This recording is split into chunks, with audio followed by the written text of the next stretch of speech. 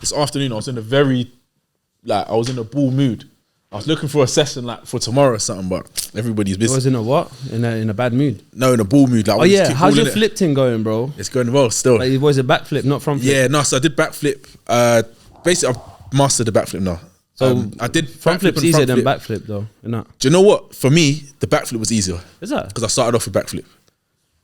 Like, yeah. Weird. Like, bro, trust me. When I went in, I was thinking, nah, like, because you've seen these videos, like, people like brocking their neck and all of that. So, yeah. So I went in a bit like, but when he taught me kind of how to stage it in your mind, when you jump, you have to jump. And then there's certain things you have to like cue in your head, like tucking. I was going to say, is it a visualized thing? Do you have to visualize yourself doing it? Yeah, definitely, 100%. Yeah, and then your body kind of responds to the visualization. Do you know what? That's actually interesting. Can you do double? Are you starting to do doubles now, or just singles? No. Just singles. Are you going to try to do doubles? I don't really know if it tickles my fancy, I'll be real. Yeah. I know that saying for time. Yeah. I heard it a couple of days ago. So I said, let me squeeze that in somewhere. But no, I just literally wanted to learn how to do a backflip. Yeah. But then he was like, you might as well learn how to do a front flip as well because it's pretty easy. I was like, all right, cool, let's do it. So I did the backflip, front flip, and then a couple like cartwheelish kind of things as well. Yeah, man. That's lit, man. Yeah. Do you know what? By the way we started, usually it's not me that's asking this question, usually it's the guest. But anyway, do you know what I was gonna say? Just talking about because we spoke about like what's your excuse? Because obviously spoke about I don't want to bring it now because the person might be watching. You know what I'm saying? But no, I want to know now, bro. You know what I'm talking about? Nah. This is hilarious. I fully don't know. You know what? I'm gonna skip that and I'm gonna go to the question instead. Yeah. All right, cool. But listen, this is for you lot as well. This question's for you lot as well. Yeah. What's your excuse? I basically when you want to tell someone to fuck off, but you don't want to be rude. So it's like you might have met someone for the first time, or maybe it's like a business thing. Yeah. Like, what would be your kind of like reasonable excuse to like? How would you do it? What, to not tell someone to fuck off? No, to do it, but like basically tell them to fuck off, but not as in like in that way, but as in like, how would you phrase it? Like, how would you do it in a nice way? How would I do it in a nice way? This one's hot, How would I do it in a nice way? I'll probably tell them, listen, bro, I'm not really in the mood for it right now, so just leave me be in it. Yeah. That would probably be the most kindest way I can say it. But what would be like, have you ever like kind of like lied? So for example, let's say, so my example would be if someone's bothering me, especially if I'm in like a certain conversation, and I'm just thinking, just fuck off, like the person keeps bothering me. Just go away, yeah. Like I would say like, oh, I'm running late for something. No, do you know what? I used to be that guy. Where I'd be like, I'll kind of think of like any bogus excuse, like I need to go now, or I've got a call in a minute, or whatever. Now, I think as you get older, I just don't really care for that. I don't care about people's feelings like that. So, but you wouldn't say it though, because you know what it is, yeah. I wouldn't tell them fuck off, but I would just say to them like, yo, listen. I'll tell them kindly in the beginning. So I think sometimes people, don't know they don't know when they're getting on your nerves. Not everyone's like super self-aware, innit? Yeah. But you know what I was gonna say? I think for me it's just the thing of like, not that I don't actually have a problem with saying it, but I think my issue is like I want to pick my battles, and it's like it's not a battle that I want to choose. 100%. I think you have to, like Andrew Tate says, big up Andrew Tate. Like he says, you have to look at the chessboard and analyze what's the best possible thing to do here. Do you know what I mean? So not every time I'm gonna be, yo, fuck off, go away, do you know what I mean? Because sometimes it will spark problem that doesn't need to be there. Because you never know. Unnecessary. Do you know what I'm saying? Unless it's a situation where, okay, cool, I'm not in the best of moods anyway. I don't care if it leads to something. Just fuck off. Do you know what I mean? I just want to say something quickly. Yeah. That whole no swearing in the first 30 seconds so that we don't monetize. Yeah, that's all out the window. We lost any form of monetization that we could have potentially got in 10 years. It's fucking gone. It's what it is, man. Listen, for the price of authenticity, man. Yeah, that's what I was about to say. It's an authentic conversation. So fuck shit, bitch, with that shit. Yeah, for me, again, like you said, I want to pick my battles wisely.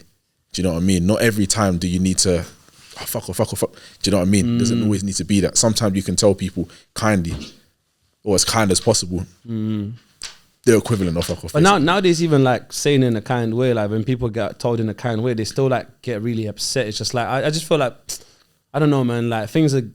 I just feel like people are getting softer. It's just people are getting softer. It's like, bro, it's like if you burp in public, someone will be like, oh, this, like, you know, like, oh my God, me, that's disgusting. like, but it's like, that's a natural thing. It's just normal. Like, it's just normal. People are, I say this to my girl all the time, like people are just very, I don't know what's gone on. Timid, between, like, like people just a lot, like you said, just softer, like just, those type of people I kind of try and stay away from as much as possible. Do you know what I mean? I've got one question for you. Wait, Aladdin, where you going? I've got one question for you, but Aladdin wanted to open it up with something. So do you want to drop it now and then I'll drop the question. Sorry, lads, just some technical difficulties. All right, just put this on. Cool. So, question. Basically, and this question is related to something that happened today. Me and Leo was at a vending machine, right? Right. And I wanted to buy. I wanted to buy a little something from the vending machine, right? Yeah. I had cash. I had some spare change, so I thought I might as well use that spare change. Okay. I tried to put it in, it doesn't work. Like there was like a 20p coin stuck or whatever. Yeah. It wasn't working. So I asked him to pay with his card, and I wanted to give him the cash, the coins instead. He paid for it, and I tried to give him the coins, and he didn't want to take it. So instead, I just threw it at him, and it fell on the floor. I took my drink and my whatever, and we left. I left the coins there. Yeah. And it got me thinking about a question of like, where is this vending machine? It's £2, but what are you crying, man? Listen, someone I didn't pick it up. You didn't pick it up. When I just left £2 it. something on the floor. I said, listen, someone's gonna walk past and be very happy. Like, Yeah. When I walked past, it wasn't there no more. So clearly, someone took it. So someone took it. But that's so it lays off the question. Do you know what fucks me up? Yeah, is that the fact he's surprised that someone took it. It's like, of course, I if anybody, especially me, you just feel like I could have flipped it, bro. I could have flipped it. Hey, bro, no, not even that. That's a pack of caramel digestives there or something. And before we carry on, before I lose this, you all know this, there's a 20, walking down the street towards the Nisa shop, there's a 20p on the floor. You seen it before? Or the one that's stuck on the floor? Yeah. So there's a 20p, bro. Those near me, but this 20p must be stuck with some kind of like super glue. You can't lift it off. So one day I was just walking past, I'm like, there's a 20p. Tried to pick it up and I can't. And it's stuck there. It's been there for like months now. I could top that story. I had even worse howler. I tried kicking it and I fell. That's just ridiculous. Yeah, only you can do something like that. You know when you kick a staircase and you get I tried kicking the thing like, bro, I was leaning forward. I'm like, what? That's ridiculous. And worst part is I could top that as well. Go on. And you know about the story. You probably know about the story as well. There was a £20 note right next to the Nisa, next to around the corner from here. There was doo-doo on it. I touched the doo-doo. It gets worse. People were laughing. Do you know why? Because they had a camera. They were filming it. It was a fucking prank. They called me slipping. It goes on YouTube. There's a video on YouTube of me going to Nisa, grabbing a £20 note with doo-doo on it, looking at it, thinking what the fuck, and then going into Nisa. Yeah. Listen, you're chasing the homies, man, the guap. Yeah, you know what I'm saying? You should be proud of me, bro. You should be proud of me. You know what I'm saying? But let's get back to the topic. Yeah. So threw some money on the floor. Money was gone. And the question that came from it was that I asked myself, when I'm buying a thing, when I buy something, right? What for me, like, what's my definition of buying the thing? Is it me not having the money for it anymore, or is it the person I'm buying it off obtaining money? So let's say, for example, I'm going to need you to run that question back again. It's a backwards thing. So I'll give you an example. Let's say, for example, Leo was selling me a pair of headphones, right?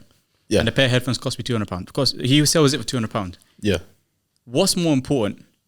Like for me as an individual, like me, if I was to lose if someone was to buy the do you want me to help you? Do you want me to help you? Okay, I'll use the example. Just use the example of today. Use the example of the vending machine. Okay, cool. So I got a £2 Red Bull from there. Okay. Leo bought it for me, but I didn't put the £2 in the thing. £2 left my pocket regardless. So it gets me thinking about like what counts as buying thing. Is it the money that I don't have anymore? Is it me losing the £2 to obtain the thing, or is it me? Or is it the person obtaining the money? Because if I go to a shop right now and steal something that's worth £5 and then take a £5 out of my pocket and just throw it on the floor. Yeah, for me, it's the products. It's the products. I want the products. Yeah. To get it. So it doesn't matter. So like for you, it's like as long as I obtain the thing, that's enough. Yeah. So, but the thing is, today he feels like he spent money on the Red Bull when it didn't. Because basically, what happened? I paid for the Red Bull. He tried to give me the cash, and I didn't take the cash. So that means he can keep the cash. Yeah. But he ended up throwing it. Yeah. So he can still feel like he paid for it. Because I lost money. But technically he didn't. So because the thing is, you wanted the Red Bull. So whether you threw money on the floor or you kept it, you got the Red Bull. But he didn't pay for it. That's my point. I paid for it. So what it is, after I paid for it, whatever you did with your money, that's different. Because what it is, what you did with your money, you didn't pay for the drink. You threw your money away, which is very different. Of course, that's literally what I was about to say. Known. But regardless of that fact, I obtained the thing and I lost £2.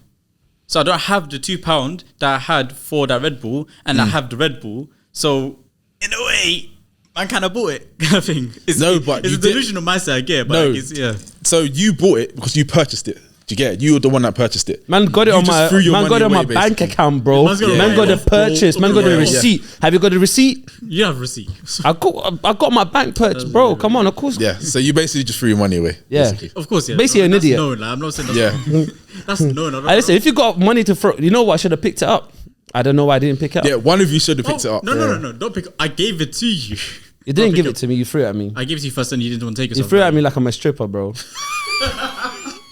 Somebody come get her. Yeah, no, do you know what? Yeah, I can't lie. If someone just threw money at me, I'm a big man, you know. You can't be throwing bread at me. You think you're gonna throw money at my man's gonna go not pick it up the floor? You can't be. No, but then if it was like £10, you would just still pick it up because man can flip that, bro. Well, I can flip that. No, it's someone. It depends on the. If it's you and you're like, go on, take that. Yeah. I know you, but if it's just a random idiot on the roadside, you would rather pick up a £2 coin that I throw at you opposed to a £50 note that Sammy throws at you. If it's a £50, then I might have to. Different. Actually, have to do bend over. No. Actually, do you know what? Again, I think for me, it's a lot of it is in the context. If we're having I don't know, let's say me and Dave are having a passer now, and I don't know, let's say, I don't know, we're having an argument. He's like, pussy, take that. Yeah. I would be a bit like, nah, my pride, like, you can't dash something at me, do you know what I mean? And I just pick it up, like, please, don't. Yeah, no, fuck that. Do you know what I would do, yeah? No, do you know what I would do in that scenario, yeah? I'd be like, fuck you, Dave, yeah? And basically just like, leaving it, everyone just goes their ways, and I would come back and pick up the £50. Yeah, do you know what though? Because my pride, bro, I went to the toilet and picked up my £2, bruv. No, so here's the thing. Nah, I'm joking. I left it there. So this leads to a second question that I have. Go on. And it's more so a statement than a question, and that being, I threw £2 on the floor. Yeah, I don't believe I was littering. Because this concept of value that we put on money, when I threw that £2 on the floor, I didn't feel like I was littering. That's deep. Whereas if I throw a can, a can of the Red Bull can I bought that I technically bought, but Leo bought. Yeah. If I threw that Red Bull can on the floor, that's technically littering. But if someone else sees value in that Red Bull can, because obviously, sometimes you can take the cans and flip that. Oh, I like that. Do you want to hear something? Do you want to hear something? Yeah. If you throw a Red Bull can in my country, in Lithuania, bro, I'm telling you right now, someone's gonna pick it up. And they get money for it. Yeah. In some countries, they'll pay you for that. They'll pay you like 10 cents or like 20, whatever it is. Ooh, I'm gonna ask that on today's what I learned today. You know. Yeah, but I saw that. I'm actually gonna ask that question. That's very deep. Yeah. So what counts as littering? Like the littering essentially is what has value, and if it has no value and you throw it on the floor or dash it counts as littering. Yeah, because that's why they call it trash, isn't it? But that leads to the next question. Value is subjective. So what is to answer the second question? Yeah, I think regardless of what it is, you're littering. If I throw something that's of value, you're still littering. Anything I throw on the floor that's not meant to be there, it's littering. Do you get it? However, that doesn't mean that the litter doesn't have value. As the saying goes, one man's trash is another man's. Do you get it? Tell them. So if I throw something on the floor, for me it might be trash, but for the next man it might be. Do you see where I'm coming from? So I think it's all littering, but it just some litter is valuable than. Reminds me of this thing. I saw this video a while back where a guy would he would look for like chewing gum on the floor. You know when like you first someone throws chewing gum on the floor, it flattens out and it dries out. He'll look for that and he'll kind of paint on it. Like he'll make it like a little design. Like he'll do some painting on it. Okay, make it look really nice. And he'll go and find and like he created the value from the litter. Like chewing gum, it ruins a street. A bunch of chewing gum ruins a street. But he said, you know what? Essentially, he chose the value. Like he saw an next man's trash. and turn it into value. And turn it into treasure. You know what I'm saying? And then you made I bet someone bought that thing as well, the painting. Yeah, so someone must have bought it. No, it was still on the floor and he didn't like take the chewing gum off. I thought you meant like he took it off and did the whole mad thing with it. Does he get paid for it? He made a video of it which got a lot of views. Okay, so you might have got bread from that. Yeah. It's like that's the fascinating thing. Like what counts? How do you define the word litter? Because if litter is something that's of no value, then obviously that's subjective. But now you're saying everything's litter. The question is though, my question is, did he do it for the public or did he do it for himself? Or did he think, you know, like sometimes people go like, that's a sick business idea. Yeah. Rather than going like, I'm going to help the public and paint these like tune, like this thing's going to blow up. He's a menace to society because then that encourages more people to spit out chewing gum and put on the floor. So yeah, 100%. Like tell me where he does his work, you know. I think he did it for himself or I think he probably did it for himself and then made a business out of it. Do you know what I mean? Because a lot of the time when you start a business, you don't know if that business is going to pop. A lot of the time you do it because I want to do it. Anyone that starts a business, they must have some level of interest in it. Do you know what I mean? So I think he probably did it for himself and then thought to himself, maybe I can do something with this. Do you know that makes sense because you know what? I think the best businesses are the ones where someone's like selfish, maybe like vision benefits other people, innit? Yeah. You know what I'm trying to say? Someone's I have a vision of maybe addressing this thing in the world, maybe transport, and then go at the same time I'm going to make money for it, and then it's also going to benefit other people. Yeah, definitely. I think that's probably the best way of doing it. Definitely. And a lot of people get it wrong. But the thing I wanted to ask you, because obviously like you've been on the show before, so we can't actually ask you that. Well, we can ask you the other question, which was like, what's the one thing that people should know about you? But we have like an additional question that we introduced recently, which is not that one, but there's one that follows up that question, which is, how do you get your feeling of importance? How do I get my feeling of importance? Yeah. How do I get my feeling of importance? I think I just bless the people that I care about, because I think to the whole world I may not be of importance yet, but to my family I would regard myself as important. Do you know what I mean? So for me, I think my level of my feeling of importance comes from doing things for my family, doing things with my family, being of value, teaching my family something. Do you know what I mean? Also, I think as well, it just business in general, because obviously because I, for example, with like the mentorship, to my students, I'm important because I'm teaching them something of which they can use to make money. Do you see what I'm saying? So for me, it's just putting myself out there and doing things for people that people can benefit from. I think that's how I do it personally. Yeah. You know, since you last been on the podcast as well, like, is there anything, actually not even anything, I'm going to be more specific. Could you tell me like one thing that you've learned since then, something that just kind of like developed for you and maybe like been on your mind recently? I've become a better trader. I think I'm matured in my trading, definitely. Yeah, I would probably say. So say that the whole is just coming in. Yeah, but it's coming in. Do you know what it is? Yeah, I've found a way to be able to risk less and profit more.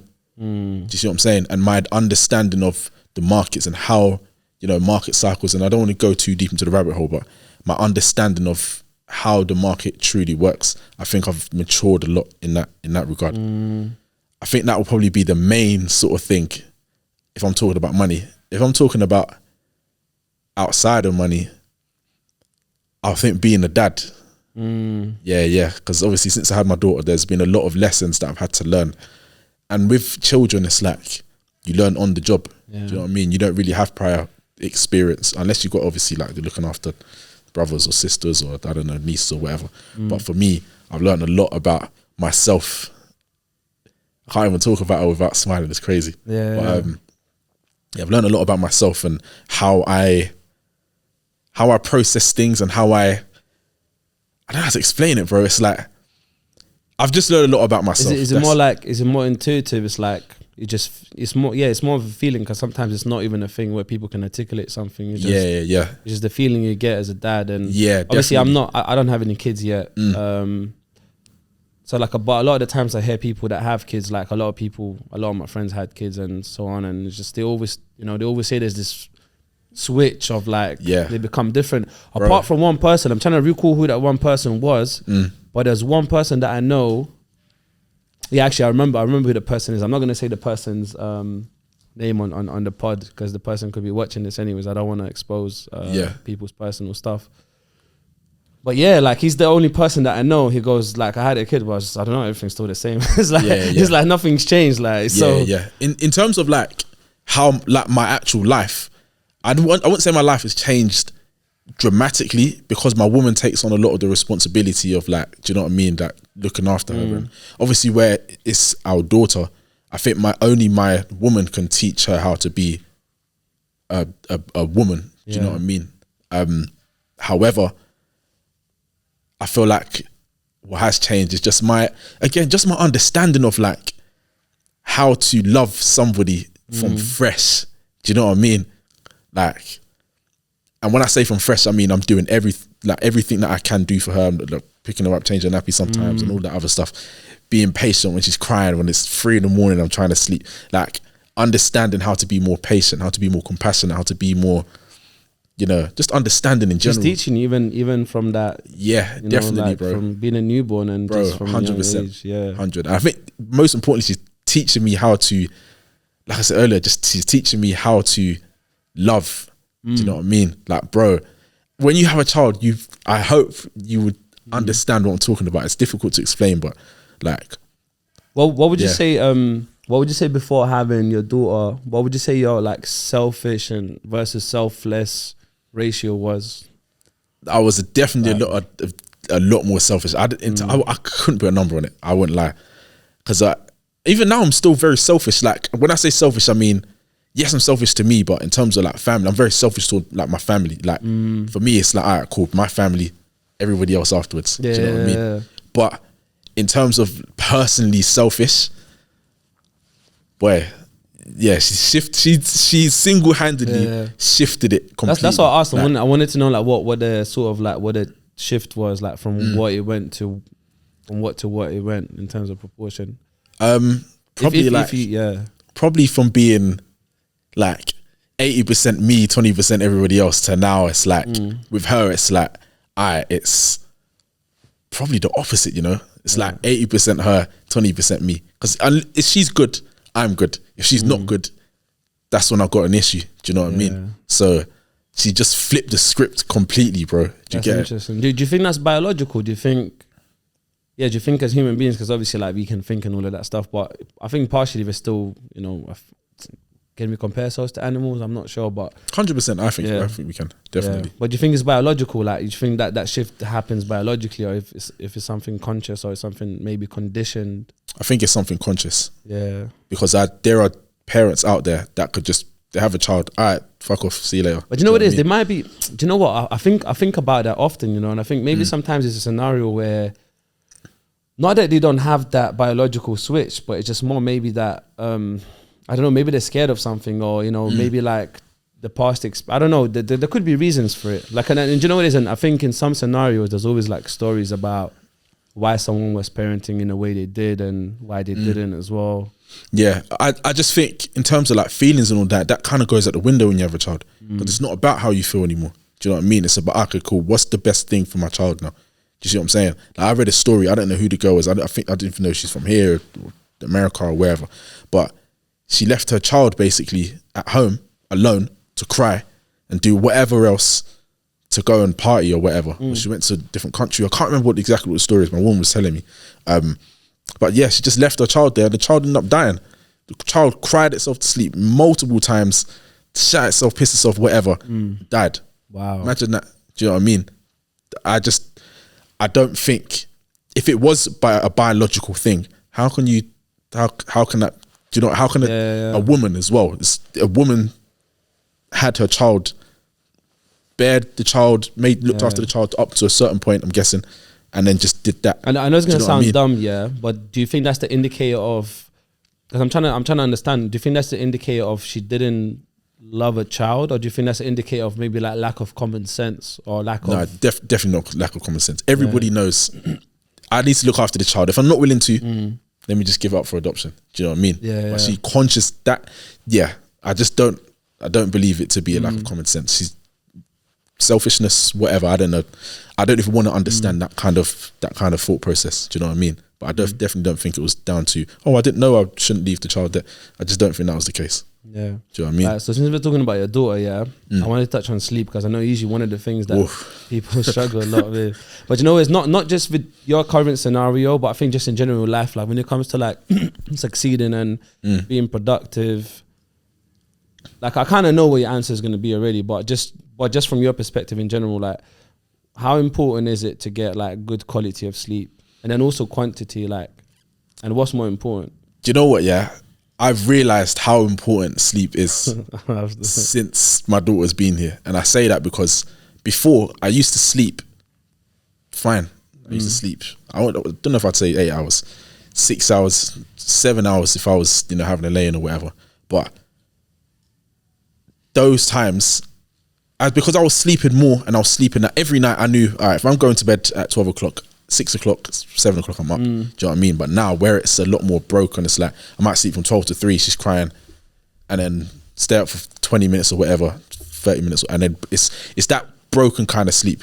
So since having her now, I've realized how much, because in the beginning, like when she was first born, because I wasn't sleeping as much, my cognitive, I wasn't firing on all cylinders, I'll put it like that. Do you know what I mean? I wasn't stupid, obviously, but like just certain things that I wouldn't make certain mistakes that I wouldn't usually be making, I was making them.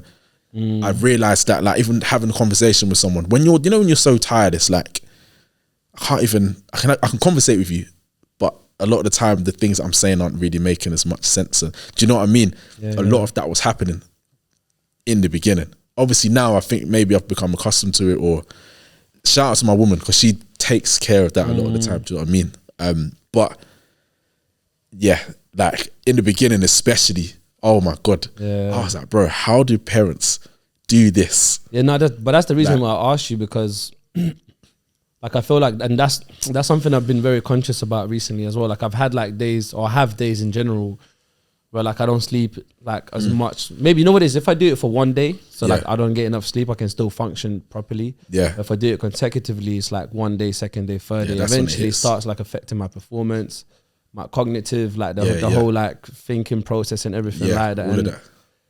So that's the reason why I asked you, and it's something I started exploring a little bit more.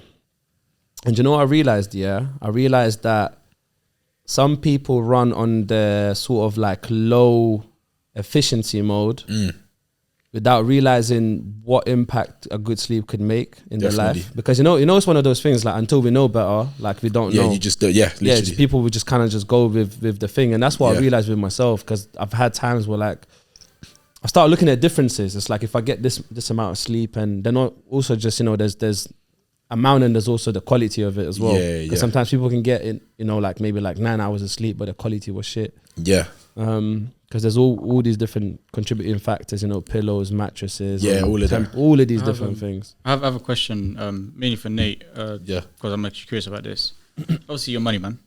No. I do my best. You do what you have, right? Yeah. But and I want to relate back to it, because like a lot of us talk about what's it like parenting and the experience of it. And other people talk about the money thing, like what's it like owning a business, but I want to kind of put them together. What's it like when it comes to the financial struggles or the financial the financial commitments that you have to have when you have a child? Could you like talk to us a bit about that, and like what's your takeaways and what's your experience, and like how much did you have to sacrifice for yourself in order for that she had like a good buggy or okay, cool. Do you know what? I'll be very honest. In regards to obviously where she's still a baby, she doesn't have shoes, she doesn't have like, do you know what I mean? So I've seen. I know a kid that owns Air Jordans, and he was less than 6 months old. So swear, but because babies aren't really walking those times. I'm saying, but they're still dripping in their buggy like more than me. I think this is a bit excessive, but for me, so far I don't want to say I haven't seen the effects of it, because like now it's like where my woman's also not working, I'm doing the extra, like do you know what I'm saying? Making sure that everything's good, or making sure that I'm making enough money so that if there's any issues, we'll handle that. Do you know what I mean? So in regards to like how it's changed per se, I don't really see it as much. Maybe it's because I'm not struggling for money, like if I was in this position where like, okay, cool, I've got my job and things are a bit tight already, and now I've got a child, I'll probably be feeling it more. Do you know what I mean? Whereas now it's like, okay, cool, I'm doing the things that I'm just usually doing. I think that you've lived, because the question, I guess, it stems from more like the comparison of the life you lived before having a child and the life you live now that you have to attain to an extra person. That comparison, what's that comparison like? I think obviously it's a bit, I'm paying more money, so naturally it's a bit more like, okay, cool, I got to pay more money.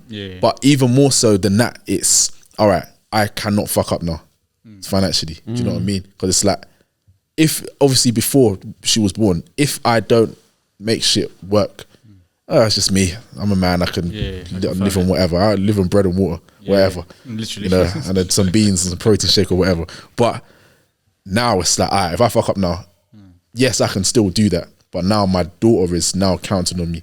She needs milk. Do you know what I mean? She needs, those biscuits and all the other stuff that she has now. Do you know what I mean? Like you're serving, like a house, for example. Like I'll use my house for example. Everyone, we're a family of 5, but my sister got married and she moved out, so now we're a family of 4.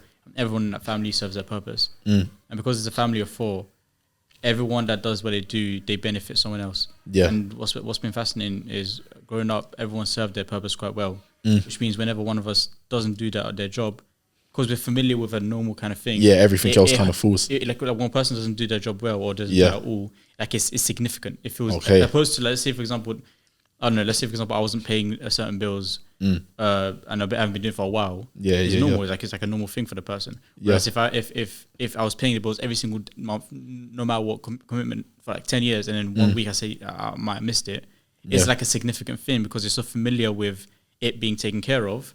When it doesn't happen, it's like, oh shit, So like the whole thing of like fulfilling a role and understanding the weight of your role and how it has more weight when you don't fulfill that role. Mom, dad, sisters, they get a hit. They feel it as more than, furthermore, they might feel it more than you because they have no control over it. Whereas if I have control, then I kind of like I anticipate it in a way. Feel me? So like the whole thing of like having a responsibility that has more than just my own weight. Another person's weight. Because you're. I definitely hear it. Because if you don't perform, now everybody else is like, oh, everyone else has to suffer now. You're saying we all feel it. That's I've noticed that like as of recent, like whenever, like especially lockdown, I feel like a lot of us felt it during lockdown. When we had not me. No, joking. No, well, I'll be honest, bro. Do you know what I mean? Definitely. Even like my whole career started through lockdown, so I'm grateful for it. But like even like all of us felt the fact that like we have responsibilities and we have to pay certain bills and it's become normal to us. But the second like we can't do it 1 month, or we can't fulfill certain responsibility one day, issues. Bro, like it's like a hierarchy that just crumbles and stuff. By the way, you're wrong. Your whole career started when you was born. Hello. Hello. Your whole career started when you was born. True. Yeah. The career of life. My life is a career. People ask me who am I? You know what I'm saying? I'll tell them about my life career opposed to my career. Do you know what? There's one thing I wanted to say. It's not a question, but there's one thing I wanted to say on sleep before it changed the direction. I was going to add it because for people that are listening, it might be useful anyways. But I was reflecting on this before, and this is how I kind of summed it up, which is falling asleep isn't something that we need to do, and it's a skill that we need to develop. Because people usually look at sleep as something that we need to do. I know it's essential, but it's also a skill. I think if it becomes a skill that we need to develop, because we can always develop something further in it, because that's how skills work. Definitely. I think it's a bit of both though, because it's something obviously you need to do, but I feel like to say that you can't improve in terms of skill towards sleep, I would disagree with that. Do you know what I mean? In terms of like, because I do, yes, you have to, I don't know, I just feel like sleep is something where it's like, you just got to do it. Do you know what I mean? Yeah, but some people are really bad at it. Really? Yeah. Bad sleep? Yeah, some people are really bad at sleeping. Like it's a thing. Wow. I mean, I know there's light sleep. I mean, that's the thing. You might not, like it might not be a thing for you, right? But so obviously the reason I'm bringing this up, like I always bring up conversations that are relevant to my life. I'm not saying this is my current at the moment. I've had some struggles where, with sleep. And this is the weird part. It's like I haven't had those struggles before. Okay. I've started having struggles when I got older. I don't know what's changed. So I had to start looking at like certain things that I'm doing to kind of adjust it and stuff. And I'm always adjusting. What's that quote? Champions don't make excuses. Excuses, they make adjustments. Yeah, real talk. So yeah, I started making adjustments, and then whenever like I try to learn about something, I start doing more research, and I always want to hear other people's experiences and stuff. So I was looking into it, and it's like, bro, there's like people that struggle with sleep, like a lot, and that's when I was kind of reflecting, and I was thinking it's not something that we need to do. Obviously, it's something we'll do naturally. At some point, we'll fall asleep, but it's something that something that we need to develop as well. That's it. Yeah. Do you know what? Yeah, it always seems mad. Like, obviously, you just said it now. Like, people do struggle with sleep, and I understand, because obviously, insomnia is when you struggle with sleep, right? So it's always like, it's always been mad to me, like, because I've never had issues sleeping. Yeah. Touch wood. Do you know what I mean? But I've never had issues sleeping. Yeah, it's like I can't imagine. I just fall asleep. Do you know what I mean? Yeah, obviously, I know people can't do that, but it just seems mad to me. Do you know what I mean? Because it's like, I don't know. I also think, because I don't know. You see, when you said you were having issues sleeping, were you napping during the day? Like, what was your routine like during the day? Yeah. So that's definitely. I realized that was definitely one of the contributors, which was around just kind of like, certain days I had to be up earlier, certain days I had, you know what I'm saying? So it was a bit of a mixture of like different commitments, you know what I'm trying to say? So, but I think what used to ruin it is like I'd have a pattern, and it's just like, if I'm like out on a weekend, like out till late, let's say I get in like 4 or 5 a.m. after like partying or something, and it's just, sleeping patterns, like that. So that sort of thing. Sense. So, but it's something I've kind of worked out anyway, so it's something. It kind of is working, kind of isn't, but it's just that's part of life. It's part of the journey. Yeah, that's interesting stuff. But I've got a question for you, which is, do you ever like enter a battle with yourself, or have you ever been in a battle with yourself where you feel like there's two parts of you battling, which is, one is the societal conditioning that you was brought up in, and then the second is like who you are or who you can become. 100%. 100%. I don't think the fight, for me, just doing a self-analysis on myself, I don't think it's tough for me, because I've kind of educated myself to a point where it's like, I kind of understand certain cues. You know, like how you said about societal programming, I get it, it's everywhere. And it's like kind of like I don't know if you guys have heard of like the Lollapalooza effects before, where it's like so many different, what's the word? So many different, what's the one I'm looking for? It will come back to me in a minute. But so many different things. What's it called? It's like, it's called the Lollapalooza effects, but it's one of the cognitive biases. That's it. Okay. Yeah. So. There's a lot of them, by the way. 25. A lot, yeah. Yeah, there's 25 of them.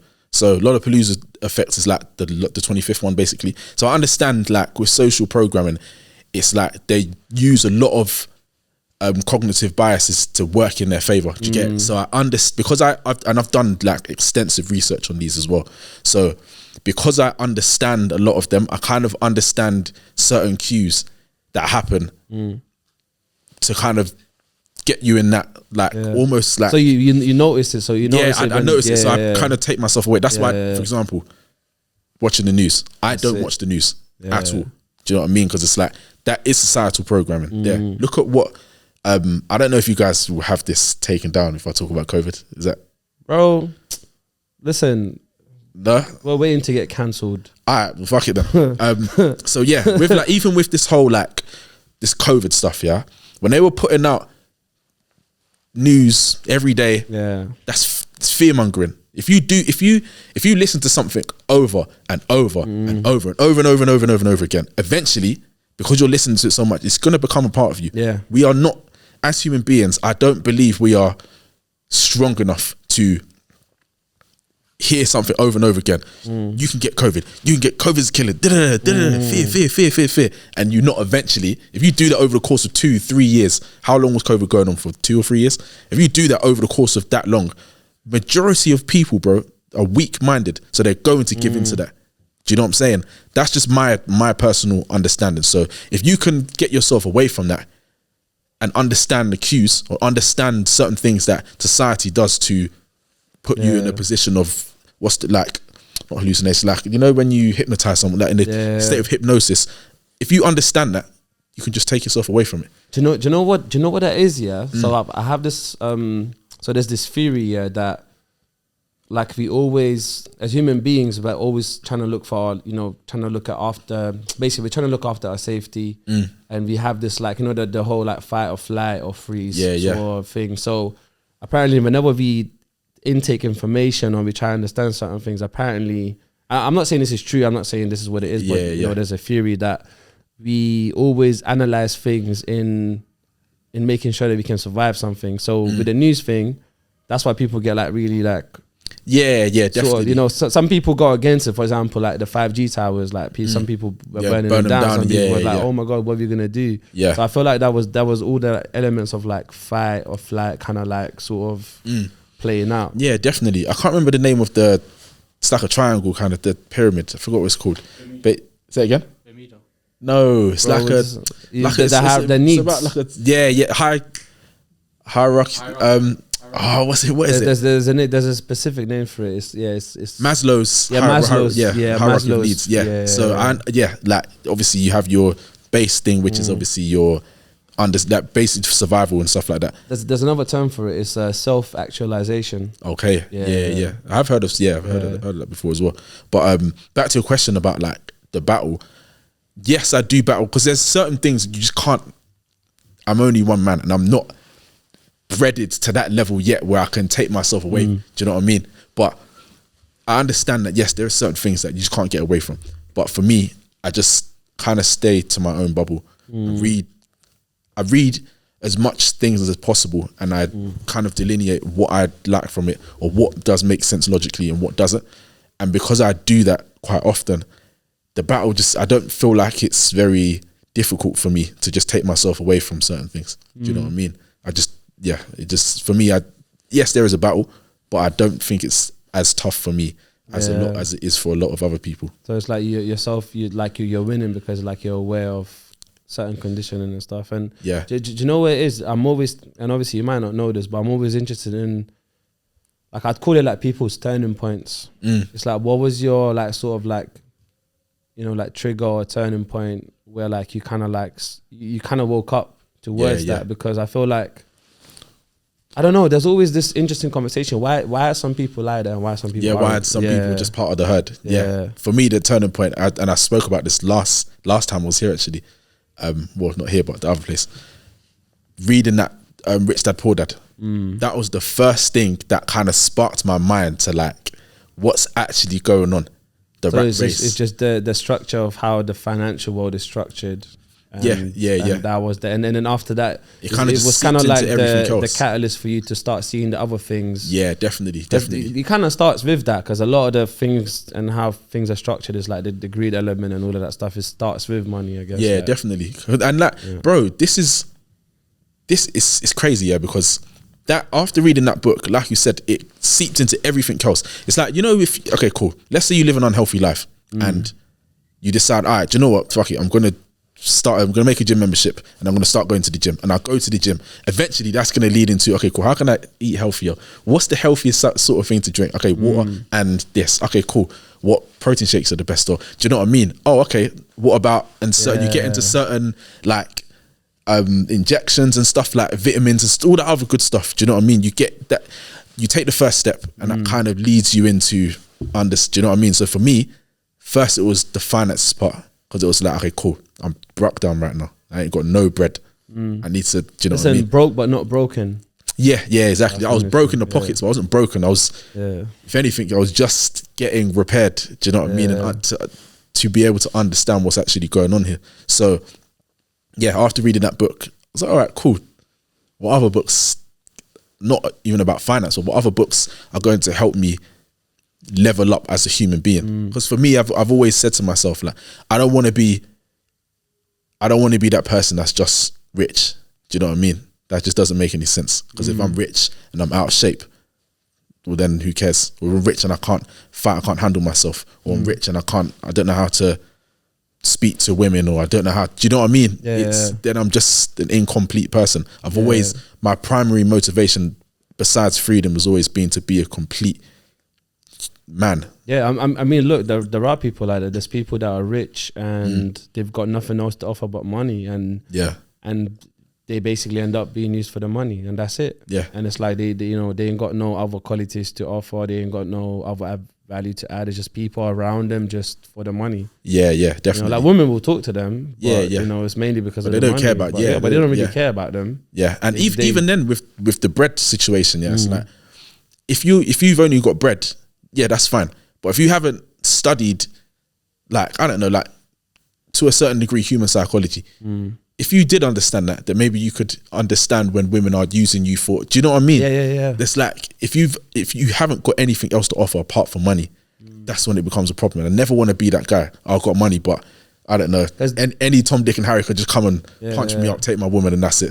Do you get it? Because that's the thing, because they're not the people that are there. They're not really there for, you know, for who the person is. They're there for what the person can do for them. Yeah, literally. And that's what it kind of becomes. Yeah, real talk.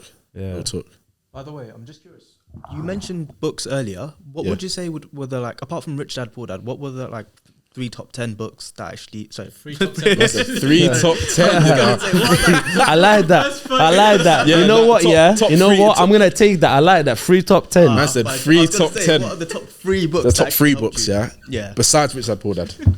Yeah, apart from that one. Okay, cool. For me, Psycho-Cybernetics, definitely. That book was just nuts.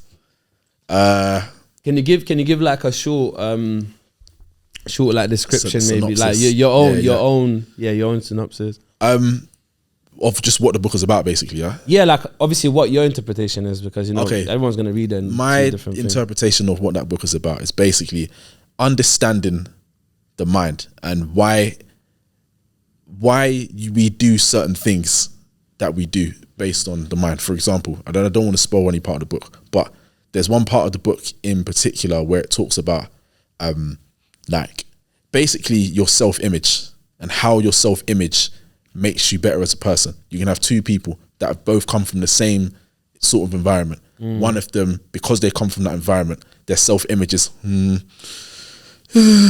woe's me, and I'm that type of person. And you've got the other person where it's like, my self-image is, all right, cool, I've come from this, but this doesn't define me. And then from there, like we said earlier about spurring off into different things, now it's like, okay, cool, this doesn't define me. So if it doesn't define me, then what does? Then we go and study this a bit more. Then we go and study, so this is why I did. And then, but as they both get older, one person is just a loser, basically, and the other person is a winner. Do you know what I mean? That side of self-image, probably one of the main things that I learned from that book. Yeah. Do you know what I mean? So that book overall is just understanding the mind and like how you can use your mind to basically be an advantage or be a disadvantage, basically. That sounds really cool. That sounds like it highlights the power of choices. Yeah. Said, like, how I think there's even a part about choices in the book as well. Yeah. Like, that book, definitely. So other top 2 books inside of there. Top 210. The Way of the Superior Man. I'd have to put that one in that's there. a really good. Yeah, that's a sick book. So not little synopsis on that. Just basically how to become a superior man. Basically, for me, main thing what I probably took from that is about making sure that my purpose is beyond every single other thing, beyond my woman, beyond my daughter, beyond everything, my family, everything. That's probably the main thing I took from that.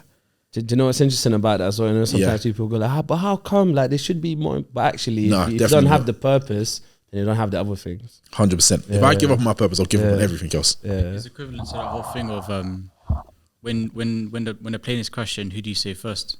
Yeah, you got to save. You have to save you I'm first. saying you can't save no child. Nah, first, bro, I saved the pilot, fam. Well, yeah. If I had, that's looking outside the box. If you say the pilot, then everyone on the plane is safe as well. By extension. Yeah. But like, it's like the whole. I love the whole thing. Like, I've always spoken about the whole. Yeah, we've spoken deeply about this as well. Like, do you know what I mean?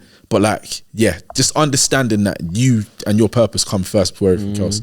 Because obviously I had an understanding of that before, but like when I can't remember the name of the author, but when he went into it and really like described it, and he's given some really good examples, bro. as well. Yeah, very good examples. So that book definitely is in my top 3. Oh, what? I don't know. You know, I'm gonna say Who Moved My Cheese. I don't know if you've read that book before. No. It's almost like a child's book. Actually, What's it called? it's called Who Moved My Cheese. Bro, you know what? I've read that book. Yeah, I can't remember how it goes exactly, but Yeah. it's basically about change.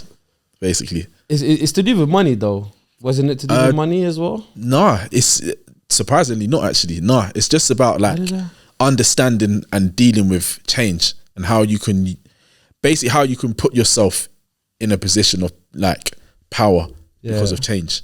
I won't break down the story. I can't remember. the This story was one of the. pretty You know well, what? I even forgot that I even read that before. Like I don't think Yeah. I don't know if I finished the whole. It's really small, isn't it? actually. Yeah, it's really very small. Yeah, I remember someone gave it to me. Yeah, it was so long ago. Yeah, it's mad. Yeah. But a runner-up though, I have to give a runner-up. This book in particular, it's called U Squared. U Squared. Yeah, it's called U Squared. That is, again, it's another book. That sounds like someone doing 419 scams and that. That sounds like some fraud book. Now I'm joking. Yeah, I'm joking. bro, like that book there.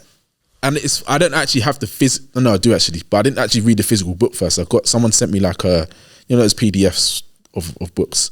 And like even just the first 2 pages, even if you was to throw the whole book away and just keep the first 2 pages, you're good to go. Do you know what? Till this day, like I'm still fascinated with how you read books and I rate it.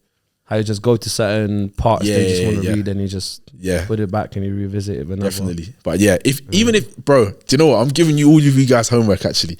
Find a book, and you ain't got to read the actual book of it, but find the book U Squared and just find the first 2 pages, or first 3 pages even maybe. Yeah, I want to break down the story, but I'm not going to. I want you guys to read it for yourselves. But that story in particular has never ever left my mind. Yeah. It's so powerful. Oh man, yeah. You guys, that's your homework before you rest your head on a pillow today. Wait, U Squared or E Squared? No, U Squared. So it's just U, and then it's got like a little 2 on it. Okay. Oh, okay, that makes sense. Yeah. Powerful. You too, man. No, I'm joking. Yeah, you too. I'm just joking. But you know what? Speaking of powerful stories, I'm gonna share mine actually. I can't remember what the book is called. Yeah, but anyway, basically the author gives this. Because the reason I remembered it because it's within the first 2 pages as well. Yeah. So the author starts with this. Yeah, he says that there's a ship. Yeah. And the captain in the ship goes. Basically, he's just like swimming. Not swimming. He's what's the term for a ship being in the sea and just going forward? It's not rowing. It's moving. I don't even know. It's moving. It's not even sailing. What is it? Traveling. Yeah, traveling. Let's just use traveling. But sometimes, huh? Sailing is when you've got the sails, isn't it? So you're not sailing. It's travel. Anyway, I don't know. Like there might be a term. Regardless, I don't care if I look stupid. Anyway, yeah, so the ship is traveling one direction, and the captain sees a light, like somewhere down far away, and it goes. I recommend you, basically, whatever they use the telegraph back in the day, whatever the thing's called. There's something called Morse code. That's the one. Sorry, it's bugging me. Was it cruising? Cruising? Does that sound right?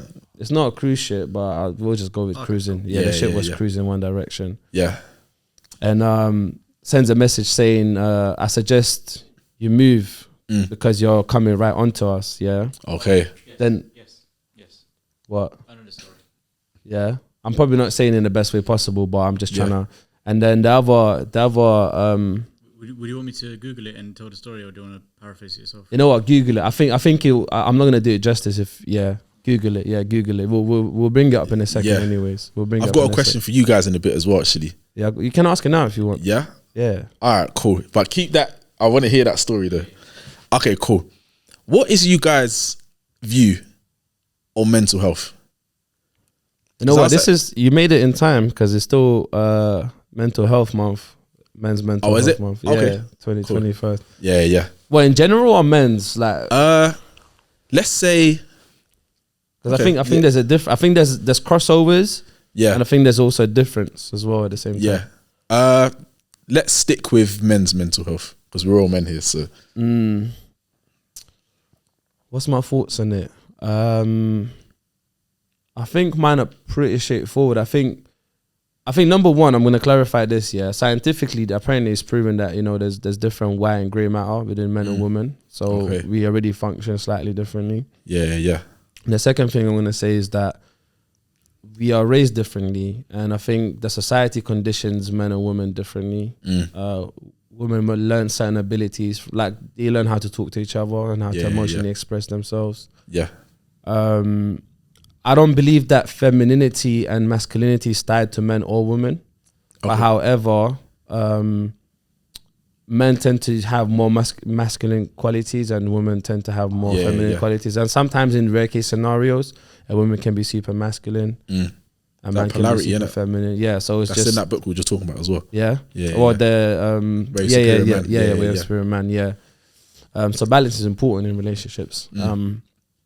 So yeah, and I think based on that, I think men and women both have different mental health struggles. But I think when it comes to men, I think we are sometimes our own worst enemies. And also I think the way the society is structured is really, really, affects men in a really bad way. We have to endure a lot of different things that people don't understand. I don't think some women understand, some women don't understand.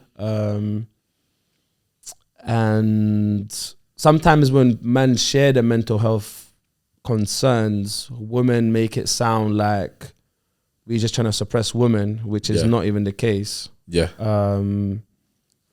So I feel like it's a very multi-layered conversation in general when it comes to that. Obviously, we all know that men's suicide rate is way higher. I think most people must know this by this point. Yeah. And I think I think that's mainly because I read an article that was an interesting article actually. It was a surprising fact apparently, but that usually happens because sometimes not due to poor mental health, sometimes due to significant life changing moments. So someone coming out of a relationship. Again, I think that hits them biologically. Yeah. Bunch of different other things that I can't remember at the moment. Yeah. At the top of my head. But yeah, what are you lot thinking? I think I found a story, so I don't really. Bro, you asked a question. Oh, sorry. I'm so focused on it's. Okay. It's very difficult to find a story, but I think I found it. But yeah, go on. So run your question one time, please. What is your view on men's mental health? Men's mental health. You wanna go?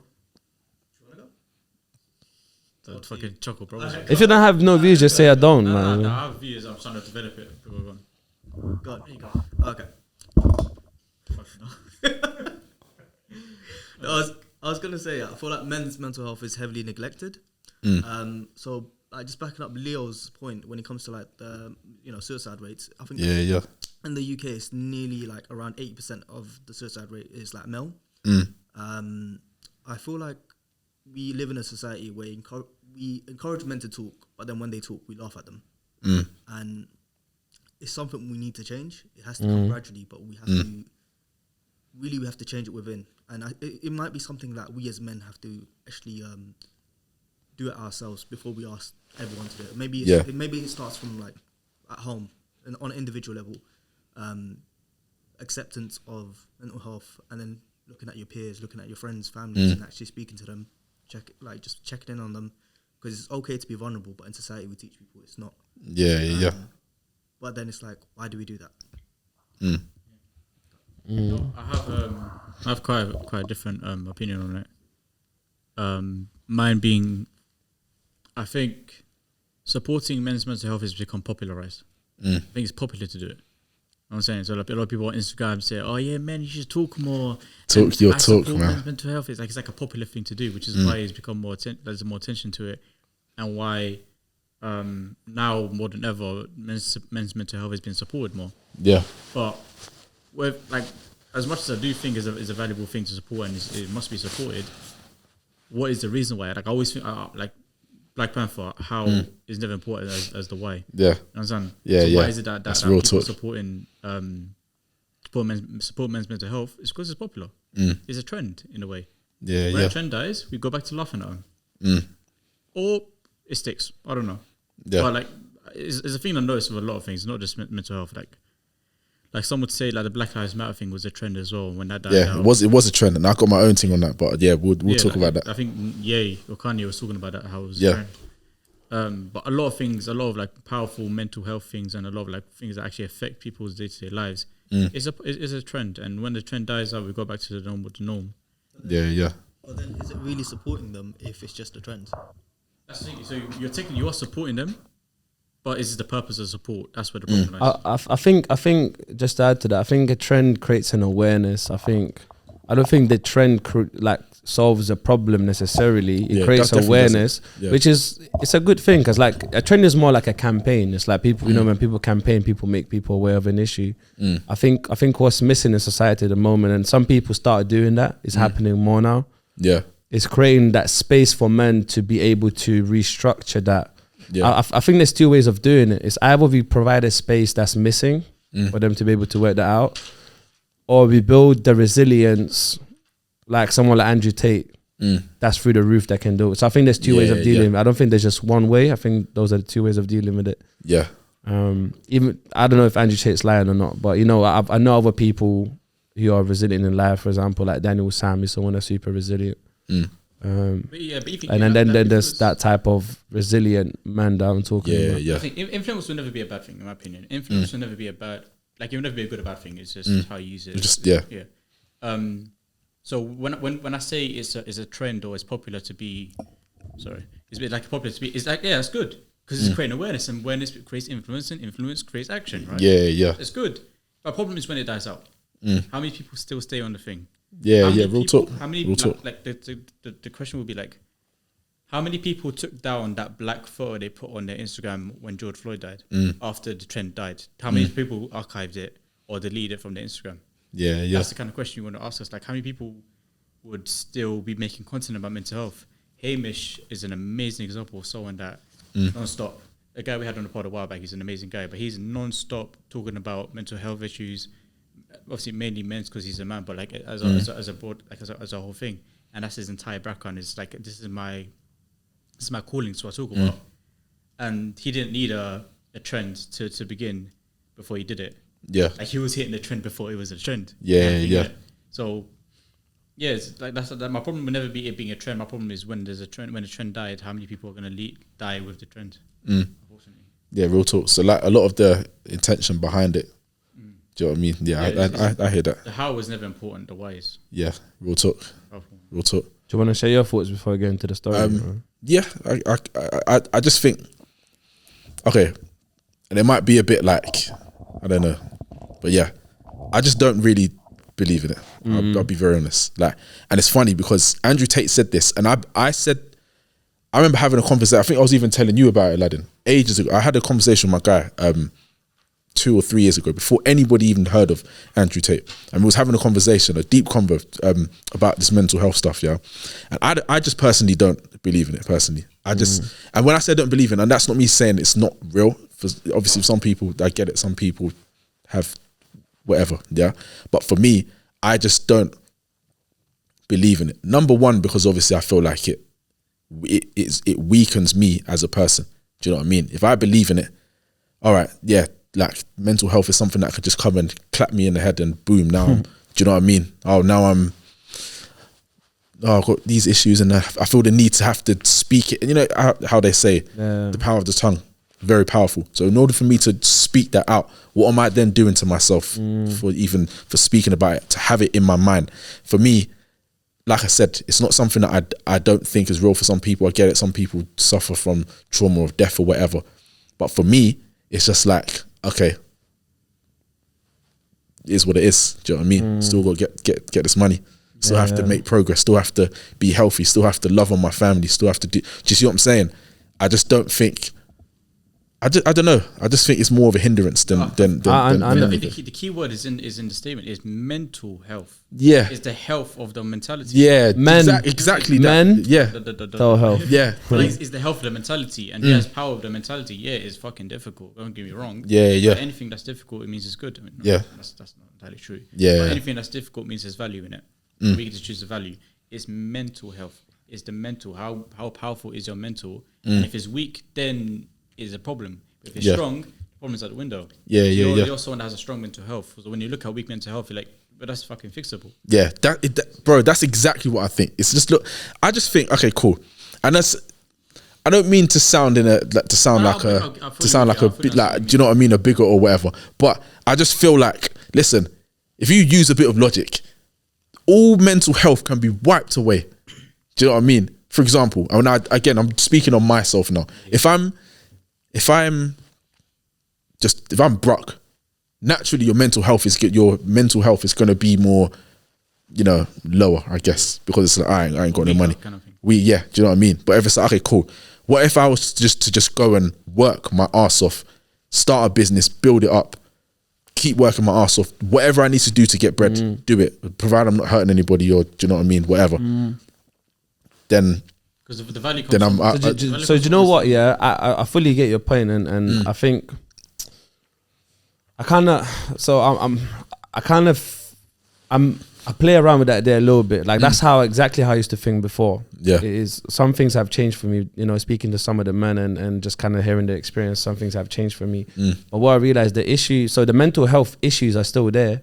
But what I realized is the solution part that's missing. So a lot of men don't tackle the solution. So the problem is real. It's not like it's a made up thing. It's like, a person's making it up. And sometimes it might be a thing some people might use as an excuse. Yeah. It does happen. Yeah, 100%. There's all kinds of people out there. There's different elements of like engagement with problems and all of that stuff. But I think what's missing, and it's what you spoke about, it's like the solution thing. It's like, if you want to go even deeper, that is understanding the problem first.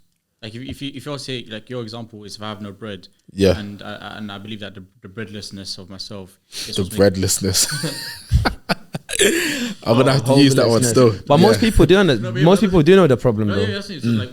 And maybe sometimes it's the wrong belief. So like a lack of money may make you feel, because I'm broke, I'm sad. But then they go and make their business and they're still sad. Cool. It's not that, and I think this is where people go wrong. It's not that this can never be healed. It's you solved the wrong problem. Yeah, you solved the wrong issue. Exactly. I'm saying, like, because if I have no bread and I work my ass off and I build a business and it's 10 years in and I'm successful and I'm rich as fuck, but I'm still sad. A lot of people would go to the idea of, cool, so I solved the problem. And I say quotation marks. I solved the problem. I'm still sad. No, you solved the wrong. You solved the wrong problem, and that's the problem. That's the problem. Do you know what I mean? Conclusions. When you say our health or mental health will be solved when we find a solution, it's understanding what the correct problem is. Mental health issues will be solved. Having awareness. We need to clarify something. Mental health isn't a bad thing.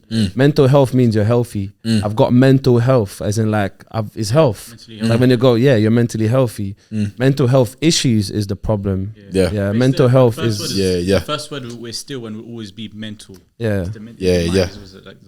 And again, it goes back to how we were speaking about the societal program and stuff like that. Yeah. Isn't it funny how they say, it's mental health issues.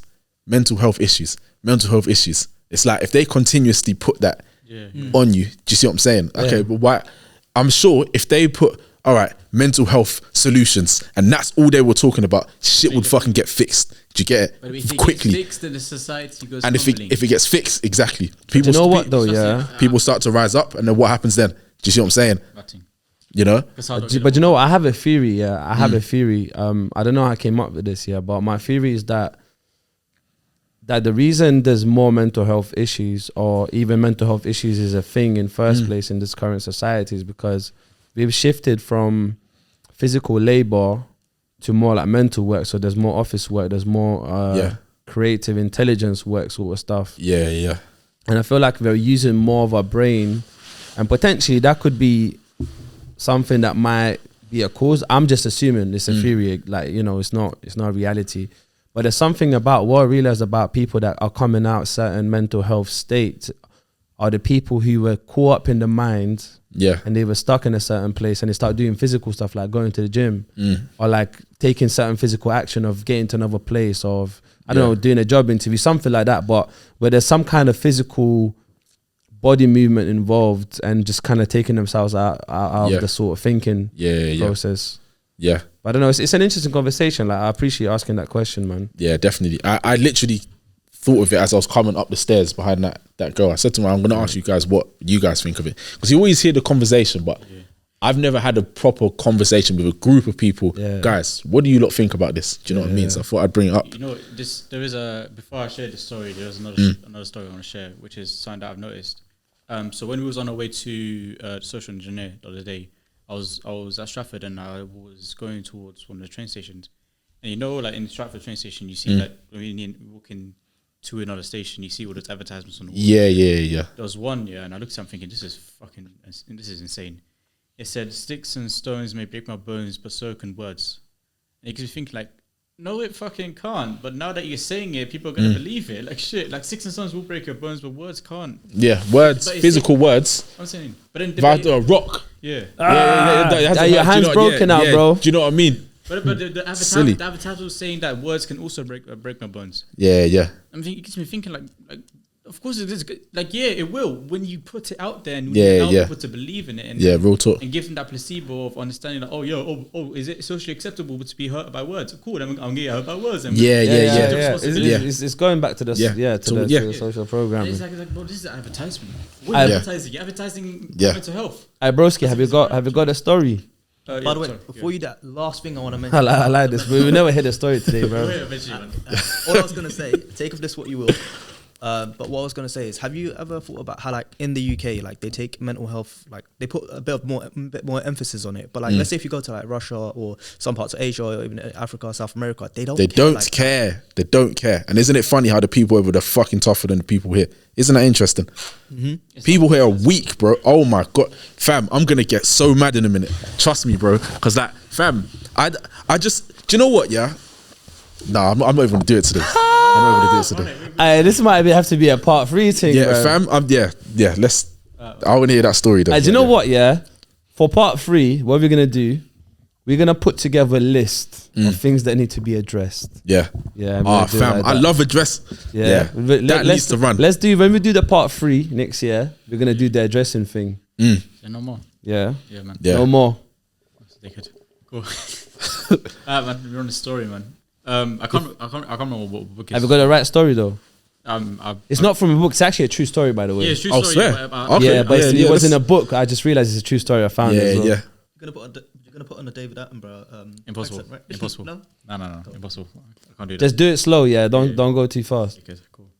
Bro, it's a real world. I need that David Attenborough voice, please. And we have not doing that shit. Cool. I'll give you the Nelson Mandela. I want to live in a world. Okay, so, a naval vessel or some type, so like a ship, a navy ship, belonging to the navy, encountered a bright light of what was perceived. You know what? You're actually that was sounding like a mad thing. Bro, it's not even that. I'm skipping. No, bro. You ain't got the correct thing. Yeah, it's that thing, but you're actually explaining the. It's backstory, bro. Anyway, we do the backstory. No, let me do it. Trust me. Do you know what? Let me land. You don't need that. Let me embarrass myself, please. I really think we should just paraphrase it. I'll be very honest. Trust me. No. Let me do it. Basically, cool. So let me put it this way. There's an American ship and there's a Canadian ship. Okay. Yeah? That's what you need to know, yeah? So Americans say this, yeah? Americans go, please divert your course 15 degrees to the north to avoid collision. Yeah? The Canadians respond, recommend you divert your course 15 degrees to the south to avoid collision. Yeah. Americans respond, this is the captain of a US Navy ship. I say again, divert your course. Canadians respond, no. I say again, you divert your course. Americans respond again. They say, this is the aircraft carrier, USS Lincoln, the second largest ship in the United States Atlantic Fleet. We are accompanied by 3 destroyers, 3 cruisers, and numerous support vessels. I demand that you change your course 15 degrees north. That's 15 degrees north. Or countermeasures will be undertaken to ensure the safety of the ship. Canadians respond, this is a lighthouse. You're cool. Oh shit. Yeah. I could have told it better, but it's cool. It's a fun story. It's a fun story, regardless. That's very interesting. But yeah, Nah, your thing was going to be a long one. No, because I wouldn't. He was going to give the backstory, but the backstory would have ruined it because it would have said it's a lighthouse. It wouldn't. It would. It wouldn't. It's in the He backstory. told us it was a ship in the beginning. That, oh, by the way, it's not a ship. It's a lighthouse. No, that's how you tell a story, bro. You create an unknown entity, and then you give that entity known attributes at the end. I get the point. I get the point of the story. It's all good. It's all good. I'm butthurt, man. I'm sorry. But nah, like when till this day, like everyone finds the most powerful things in everything, you know, but till this day, like I found it, like, yeah, to me, it's just, it reminded me of like ego and just like, you know, when people go, you do this thing, and they're like, you do this thing. It's like, who's really winning? Yeah. No, but what if it wasn't a lighthouse and they all crashed, everybody's getting, everybody's left basically. It's like communication. Like I talk about this all the time, and the value of communication is all we all know is powerful and valuable as well. But how valuable is it? The greatest example I can think of is car sickness. So I had a conversation with Naeem, one of the guys I do some work with, and it was in a car, and he knows I get car sick every now and again, right? And he explained to me how car sickness comes from, or a theory is a car sickness comes from, like, let's say for example I'm on my phone. When you're not focusing on what's going on around you. So the car sickness comes from the subconscious, like telling your body, like, so it comes from the subconscious moving, like knowing that it's being moved without knowing it's being moved, kind of thing. So like if I'm focusing on my phone and my peripherals are there's things going by, I'm like, the subconscious is like, what the fuck, I'm moving, like, why am I moving? Where are we going? Like, I don't know. But the conscious already knows I'm in a car going to the destination. But the subconscious doesn't know that. So it comes from like the lack of communication between the subconscious and the conscious. Like the whole thing of like they don't understand each other, and is why a lot of problems happen. And by because of that, you get car sick, whatever.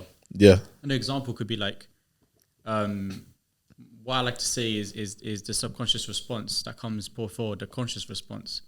Like if a stranger was to come up to you, and I say that actually, I'll say come up to me because you probably have a completely different response. If a stranger was trust me, after I tell you, a stranger comes to me and maybe barge me in the shoulder or something, or disrespect me, could be a dickhead or whatever. A lot of my subconscious response is defend, attack. Like, oh, this is an unknown entity. I must attack it to avoid defense or whatever. But then when the conscious takes over, it's like, no, fuck that. Like, well, where's the value in this shit? Like, all he did was just say a couple words. He didn't break my bones with his words. He said a couple words. Why am I responding in this kind of way? That's the conscious response. But before we get to the conscious response, the subconscious response that is attacking and defending and So is that lack of communication? Doesn't that go back to the fight, flight, and freeze? That's some people won't respond with a fight. Some people will respond with freeze. Some people will respond with freeze. Flight. Barged me. So you're saying words can't hurt you? Okay, they can't hurt me. Actually, they can't hurt me. Sorry. Okay, good. Regardless, so like the whole thing of like the subconscious responding first. I think the problem is there's a lack of communication, and because of that, we make poor decisions. My takeaway from that is, how can I train my subconscious to respond the same way my conscious would respond? That way, there is no kind of shift in action between the two. It's like the subconscious is driving and waiting for the conscious to be ready to take over. Ready? Cool, take over. Now I'm going to hold different. Oh, I had this conversation with Aaron today, and it's an interesting one because what I realized, and this is for me, you know, everyone's different. For me, I just realized that my subconscious is the way around. My subconscious is ahead of my consciousness. It's the way around. And the reason I say this is because there's times in my life where I've got intuition, and I'm feeling intuitive around certain situations and whatnot, and I'm just thinking, where's that coming from? By the way, I seen it just so you know, like you don't have to like show it me like 50 times. Just a side note. So yeah, it's just I'm thinking like where does it come from? And I realized that's my subconscious sending my consciousness signals, because my subconscious is ahead of my consciousness. And my is communicating. So that's when the intuition is coming through. It's only later I become conscious about it, and I go, actually, that's why I was like feeling about, you know, like that way about that situation. So I feel like for me it's the opposite. Like how you said, is first is the consciousness and then it's the subconscious. For me, it's the subconscious is in the driving seat. And then the consciousness kind of kicks in. Or maybe I said the same thing. I'm not sure at this point. But No, that definitely makes, I would heavily agree. I think the subconscious is always just always going. Do you know what I mean? But then at times, then the conscious has to kick in. Do you see what I'm saying? I definitely agree with that still. 100%. Yeah, I think on that note, we're gonna start wrapping up. But I'm just thinking like I want to do something creative, something different. You're gonna make me tell another story again, are you? No. I'm thinking, what's the one thing we should throw into the space now that we haven't touched on today, and that would be valuable to kind of like check out. What, in terms of what, like topics? No, yeah, just in terms of conversation in general, something that could be of value. What you said earlier about addressing like issues and that. Yeah, that definitely needs to be something. Yeah, I can rant with the best of them. Trust me. No, but I mean right now, like, is there something right now? Because we've got a few minutes, we can squeeze something in. I haven't got anything to head. Not anything to mind right now. Yeah. What about you guys? Anything you want to throw at us? Something random. Something a bit random, but why not? What's your take on Andrew Tate? Should he have been basically blocked and good yeah, he's actually been unblocked. Good question. Trump have been unblocked from Twitter. Yeah, from Twitter. Listen, let me just say something. Yeah, that question is not random. Yeah, that's the most common. That's what everyone's talking about right now. So it's not random, but I like it. Yeah, I appreciate it. For me, I'll be very honest. I don't think he should have been blocked at all.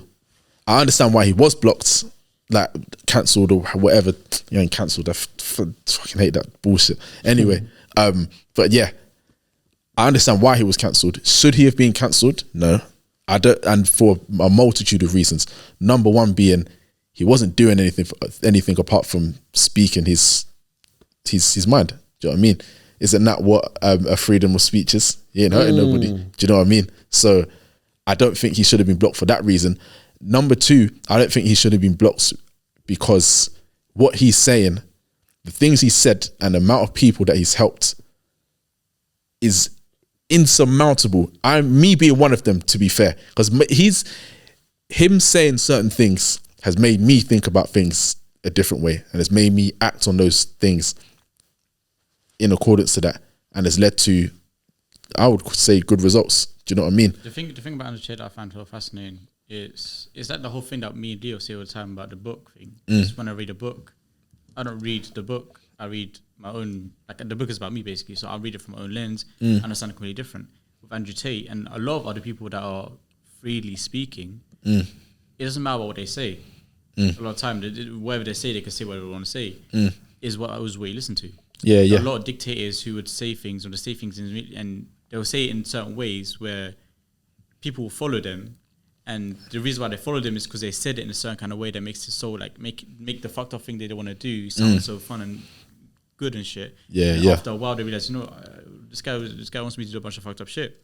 So Andrew Tate, like, yeah, I would agree with a lot of the things that he says. Some of the things he says is absolutely stupid. And I get why he says it because he wants to get the popularity. Because he wants attention, yeah, exactly. Which makes sense. We should be I just think, shouldn't we be learning from that rather than bashing it down? And it goes back to what I said earlier, but people are just pussies. Do you know what I mean? We're just weak, bro. Do you get it? But that's a social commentary of, like, the fucked up things he says. Yeah, that's yeah. a social commentary. None of the powerful shit he says is really out there like that. Yeah. Fucked up shit. That's a commentary on the social media that we have. Number one is like real talk. The only issue that people really have with it most of the time is his delivery, and that's what people don't realize. It's not about what he's trying to say. It's not about the message. It's about his delivery, and some people misunderstand the message because of the delivery. And funny enough, that's something he's changed. Like he's actually started delivering the messages differently now. He's like, some people are saying he's calmed down. He's not calmed down. It's just he restructured what he says so it doesn't sound too abrasive. Yeah. But even with that though, I just think, should he have to really? Do you get it? Like, I just personally, I don't think so. I think people have responsibility how they take things in. Yeah. Real talk. And because like I said earlier, people are just soft. If you don't like what somebody says, here's a great idea. Are you ready? Just don't listen to it, or just go away. Do you know what? There's only one issue. Yeah, there's only one small issue that I have. Yeah, and this is the reality as well. And I think this is where it gets a bit more difficult. And I'm not saying it should be cancelled. I still don't believe in that anyways. But this is where it gets a bit more difficult. And this is where Andrew Tate, I think him changing the delivery is good and all of that stuff. And that's what's meant to happen. Is when it comes to like 13, 14 and 15-year-olds, they haven't developed to the point to go like, I'm at that point where I don't have to listen to him, or I can just, I can make up my own sort of mind. Yeah. And there's actually, this is true stories. There's teenagers who are taking what he says out of context, and they're applying it to their life in a wrong way. Yeah, yeah. So they're treating like they will look at girls in a certain way, and they'd actually like misunderstand what he's saying completely. Yeah, and that would have a negative effect. Of course, again, you know, someone could say it's Andrew Tate's responsibility, but at the same time, yeah, it's a tricky one, man. Do you know what? Like, just touching on what you said as well, yeah, about people taking things out of context. The only reason why most people take things out of context is because they're listening to it or watching the video in a video where it's been taken out of context. Yeah, because like it will be a short clip. Yeah, because it's a short clip. A lot of the time, it's like if you watch the whole thing, he might say something very abrasive. Like that. To in the beginning, it's like, oh, you can't say that. Do you know what I mean? But then that's just based on you watching a 30-second clip. But if you watch an hour and a half, however long, you know, the videos are that these people are watching, that are taken out of context. If you watch the whole thing, he might say something abrasive and then explain it in a way where it's like, okay, that makes sense. And you only said it like that because you wanted to get attention. I think, but even in the long format videos, I think a 14-year-old could watch it. It's just, do you know what it is? Like not to disrespect the teenagers, but sometimes the brain's not developed fully yet. So of course. You know what I'm saying? They're not able to actually fully like absorb the information in a more like correct or useful way. You know what could be like a potential problem as well? Like it being, like I said earlier, is it popular to hate on him? And if it's popular, then that's why they're doing it. Some people hate on him. Someone just sent me. You know what? I found this really interesting. Someone just sent me a video. Actually, Michael sent me a video, and there was this woman talking about Andrew Tate, and she made a really good point. She said that cancelling him has had a bigger negative impact than him being on there, because the moment they cancelled him, she said brought that attention to it. No, she said that you kind of validate to what he's saying, basically. You know, there's the whole thing like I'm banned because the media doesn't like it. Real talk. So that's what I was like. Shit, I didn't even see it like that. But yeah, man, because I know we're running over time. Yeah. But we'll do a part 3 at some point anyways. I do have one question that I want to touch on, and I think you're the perfect person to touch on this, yeah. We have time, Aladdin? Yeah, go nuts. Yeah, all right, cool. Do you think democracy works?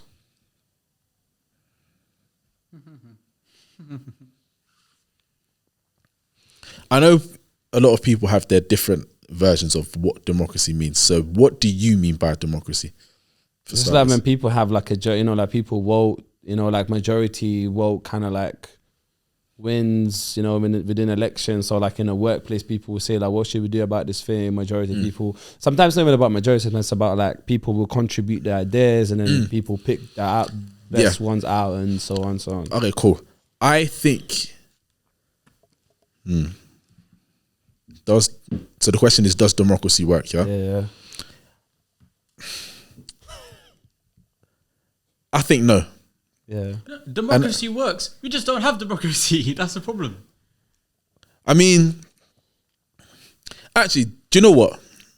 I'm gonna wheel it back a little bit. Yeah. I think it does work, and I only think it works because obviously when there's democracy, what is happening? You're listening to the views of different parties, basically. Yeah.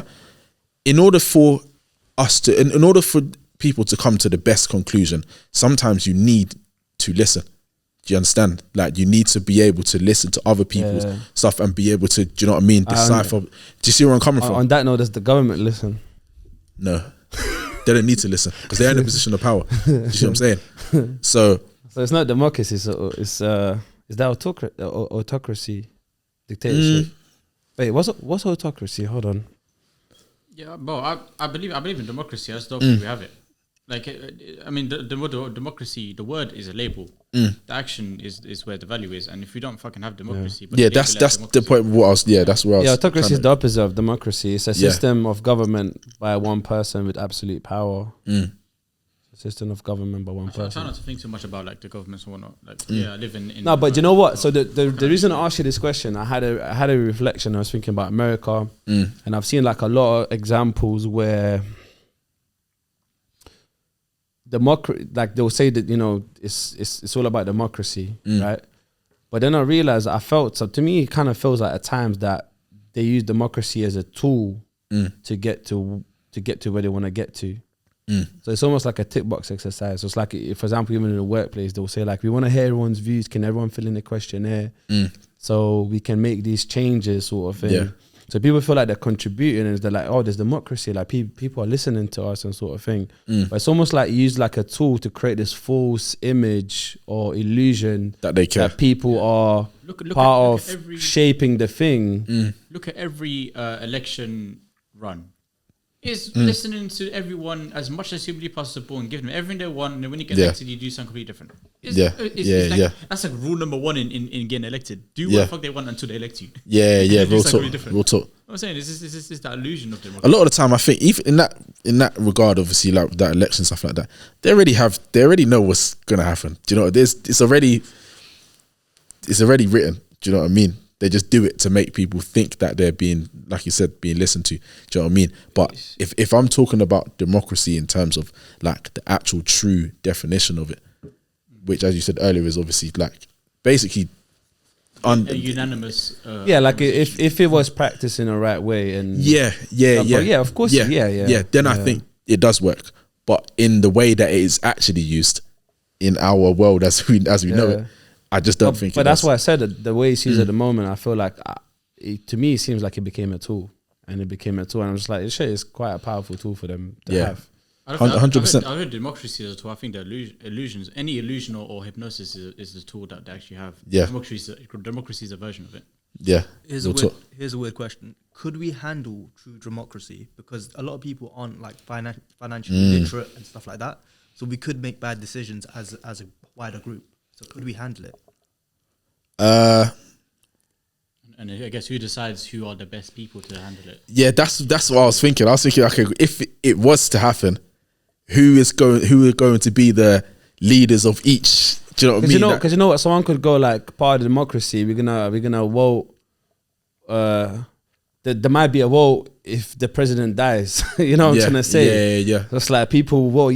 So is that a good thing or is that a bad thing? I think it's a really weird one. See, this is the reason why I try not to focus on it so much, because everything is a catch-22. It's like either I'm not gonna vote because my vote don't even matter, or I'm gonna vote because if I don't vote, then I'm complete. Like at least I have one foot on the thing. If you go any further, can we even handle democracy? Probably not, because who decides who's the best person? It's like all this stuff that contributes into it. At the end of the day, unless I am there sitting in those green chairs saying it's not going to make a difference anyway. So why? I take that stance too. I'll be very honest. Like you focus your energy wherever you want to focus your energy on. It's like you have a limited amount of energy. In an as the smart price bag, and you get to choose where you want to distribute it. If I distribute something that has no value, what's the fucking point? Yeah, I'll vote for Labour. I'll vote for this. It doesn't fucking matter. Yeah, they're all doing what they. Like, they're gonna do what they want to. They're gonna do what they want. The worst part is and Leo's been kind of showing me this a lot as of recent. Trump's entire time in office, not one bomb landed in. I don't know what exactly it was, but he like his whole time in power, no war, nothing. Oh, you mean no, not a single soldier died. No single soldiers died, and there was no like. I won't say there was no wars, but comparatively, but you know what? I'm just gonna be the devil's advocate. I'm not saying that's not true, but I don't know if that's true either. Like it's not. Do you know? Like he's seen as one of the worst presidents. But this guy. This guy's too honest. Like there was one debate with Hillary Clinton when he was running for president, and it was around like the tax, because he's not paying certain taxes and stuff. I can't remember the exact terms they used, and he goes like, it's like I use the same system as you do, sort of thing. Basically. So it's like my man just he's kind of like a whistleblower. But no, this way he said.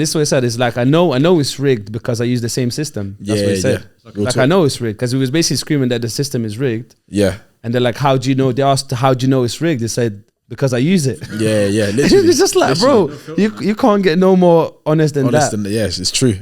All right, when you start wrapping up, God, did you want to make? I'll just say the point then.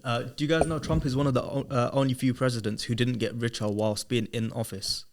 Yeah, I read that. I think I read that on Twitter actually. Yeah, but he was one of the richest anyway. So like, you know what I'm saying? Yeah, like how high can you really? I mean, I don't think he cared about it anyways. I mean, he's a businessman, so probably.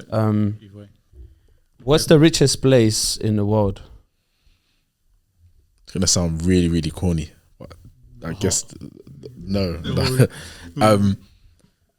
Actually, yeah, I was gonna say the graveyard because that's where most, when we hear wealth starts from what ideas, and obviously that's where they die in it. But the richest place in the world, that's a deep question. Where's the richest place in? It depends your definition on rich. No, I'm not even trying to go down that rabbit hole. It's all financially. Qatar, isn't it? When you, I don't know. I'm stumped. I think you got it right. I think grave. Yeah. It's where people's ideas and everything just, and the vision and stories and that's dreams where his story goes. That's where his true story goes, history. Yeah. You feel me? Yeah. Yeah. I think you got it right. I was just like, what's rich? But also I think another thing that came to my head while you was talking as well, is also like, it's within you. It's within me. It's within you. Because it's rich, innit? It's like, it's full of life. Yeah. Real talk. Yeah. I think, I mean, obviously my first answer was obviously the graveyard, but I don't know. I feel like there's got to be a place richer than the graveyard, no? Do you know what I mean? Like, and there's nothing richer than the people, right? The unspoken mind. Like how many ideas, everything that we have today that it exists comes from someone actually saying it out loud. So my question is, what wasn't said out loud? True. What did James Troy back in 2016 say to himself, thinking this is a great idea, but it's heavily weaponizable, so I'm gonna keep it to myself. Yeah. Because if I said out loud, it can create amazing opportunities of space travel and this and that, but we live in a fucked up world. So which means anything that's an amazing idea, if it's weaponizable, it will be weaponized. Yeah. So I'm gonna keep it to myself. So the unspoken mind could be one of the richest places in the world as well. Yeah. Which obviously ends up in the graveyard. All right, I guess I'll stick with my first answer then. But yeah, man. Is there anything you want to promote? Do you want to promote? Because obviously sometimes there will be different audience listening. Yeah. You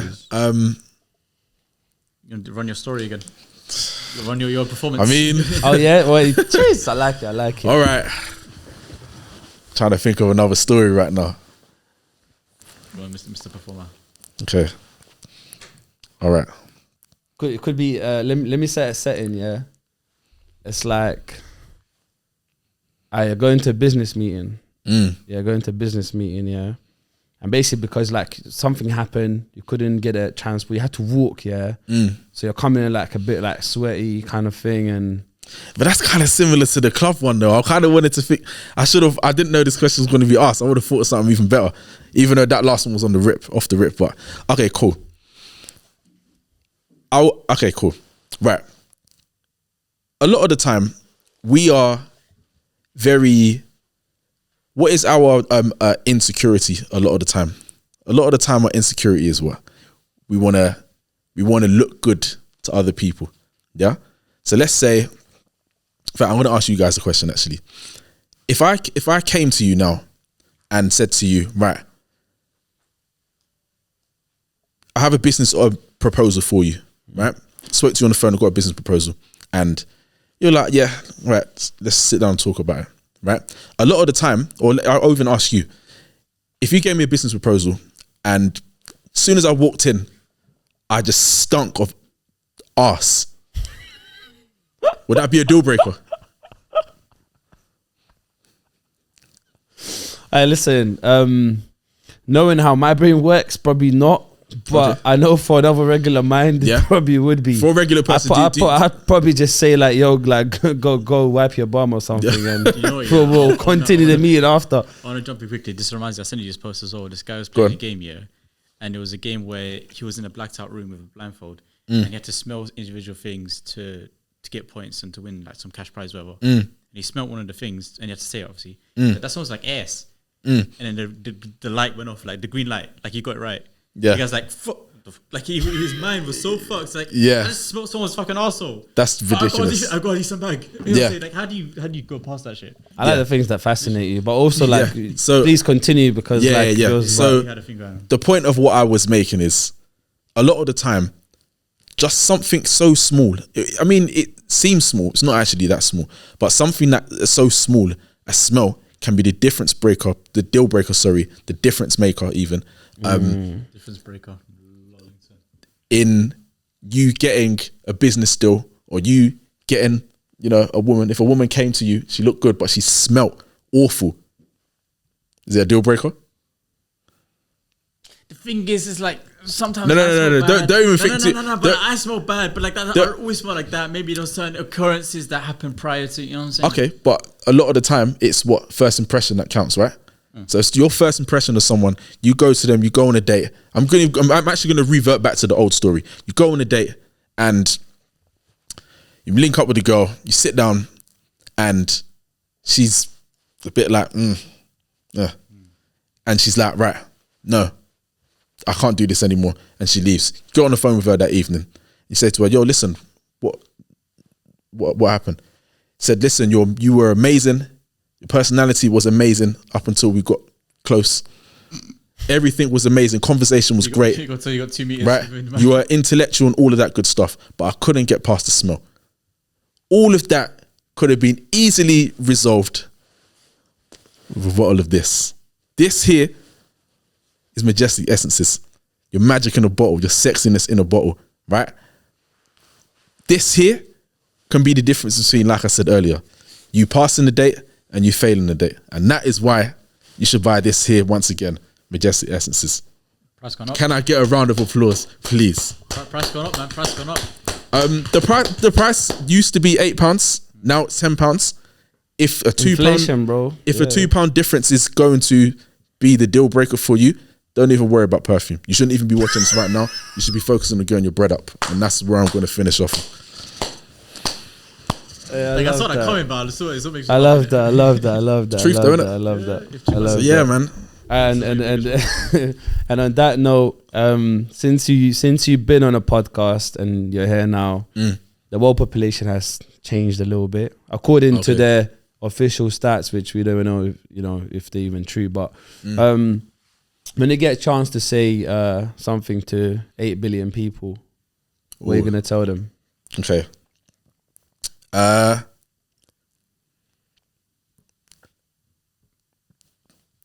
Be a complete person.